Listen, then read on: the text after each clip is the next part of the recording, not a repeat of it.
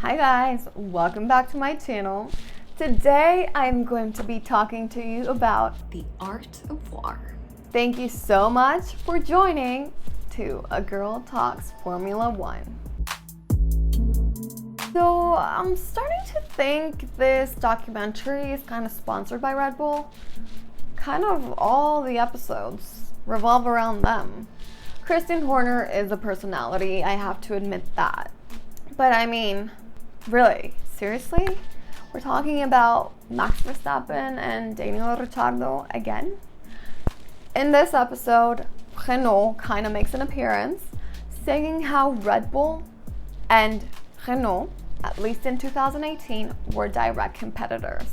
Red Bull was in third place in the standings, and Renault was right below on fourth place. Another catchy thing is that Renault and Red Bull are not only their biggest rivals and competitors, but also Renault supplies Red Bull's engines. There's been a little bit of friction during the whole 2018 season because the French have been supplying Red Bull for 10 years already. Bull is not very happy. So what are they gonna do? Are they gonna continue getting their engines from them?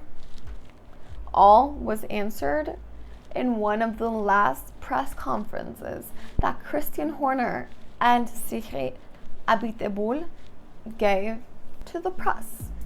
Christian said that Honda was going to be the new engine supplier. I mean, if they were rivals before, how are they going to feel now? Renault is kind of worried because Red Bull used to spend millions of dollars with them, but at the same time they make the engines for other teams, so they're not lost 100%. And they're not going to start crying because, like Cyril said, you need to be strong. In the Formula One, you need to be strong on the track and you need to be strong off the track. And Christian Horner adds, if you can't take the heat, stay out of the kitchen. So Daniel celebrates his birthday in Spielberg, Austria, and they throw him a little birthday celebration. But then he starts talking with his advisor and he knows that his contract is going to end soon. The thing is, he doesn't know if he wants to renew it. This is kind of a problem because they've been together for 10 years and like his advisor says, there's a matter of loyalty going on here. So it's a very delicate position they're on, especially since it had been 10 years that Daniel hadn't had to look for a team. Christian is more than happy to renew his contract, but Daniel isn't so sure about that. He wants to be in a team that can push him to grow, that can push him to win, because that is his main concern, and a team that can make him happy. He's also known to be a very positive, energetic, and happy person, and that is definitely not what's going on with his teammate Max. As he says, there's a lot of rivalry and friction between teammates. And Max didn't exactly add that, but they put a little quote that he says, "He is my teammate, but also my biggest rival. I want to win. I want to be number one," which makes matters more difficult. Everybody knows that they kept on feuding the whole time they were together as teammates, because even though Christian Horner says that he loves Daniel as a friend and that he is in a 50-50 situation between Daniel and Max, it's very clear that he roots more towards Max Verstappen since he's new and then he kind of like form him and he wins a lot of races. But Daniel, presently speaking, is standing in fourth place towards the championship, right below Max actually. Except that they're in different teams right now.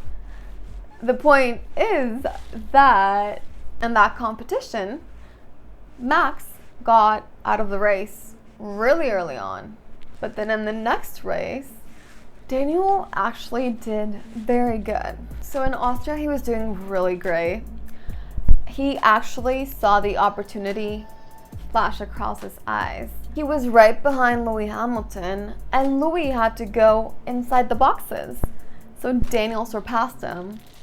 And he was basically in first place, but then his car started having technical difficulties, and he had to retire.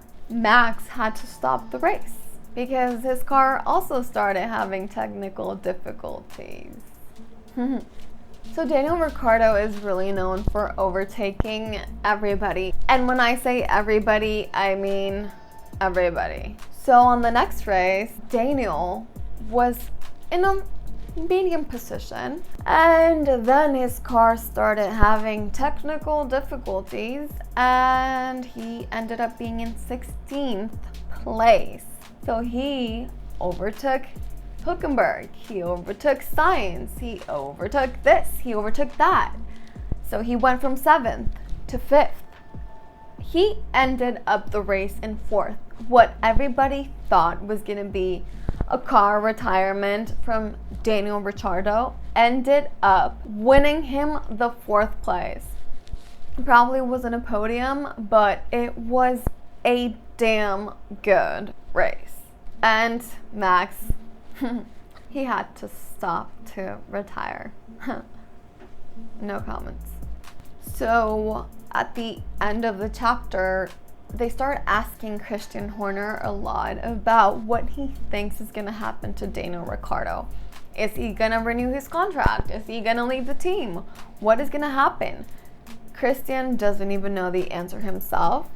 He just knows that Max and Daniel have been the best pairing Red Bull has ever had. So it's very ironic because Red Bull leaves Renault and Daniel leaves Red Bull to join Renault. So Cyril was kind of cynical in a way, because when he saw Christian Horner before a press conference, he was like, now you don't have a motor engine and you don't have a driver.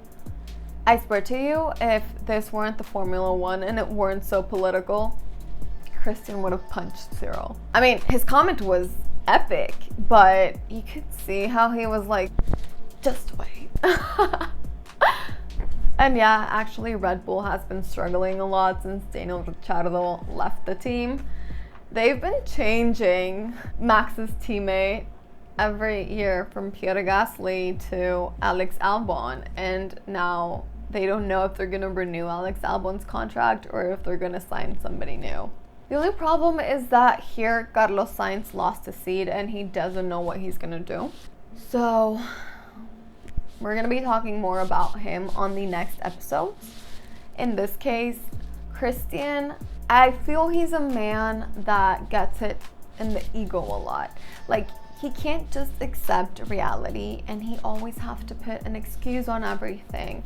So when he saw that Daniel was leaving Red Bull to go to Renault, he more likely said that Daniel was running from a fight. I mean, who wants to be in a toxic working environment? If he's running from a fight, it's because he's smart and intelligent enough to want a better life, especially if they're not putting enough focus on him like they are on his teammates. I mean, if it's a question of loyalty, why, if Daniel has been 10 years there, he's now suddenly the underdog and all the attention is on this rookie Max Verstappen? Let's just close this episode with this. I have seen on the Formula One documentary that some teams are not even focused on winning, they're just focused on beating their rival team. But Christian Horner gives us a beautiful quote that gives me hope. Our goal is not just to be Renault, but to be champions. Thank you so much for watching. Don't forget to give it a thumbs up, subscribe, and comment down below. See you guys next week.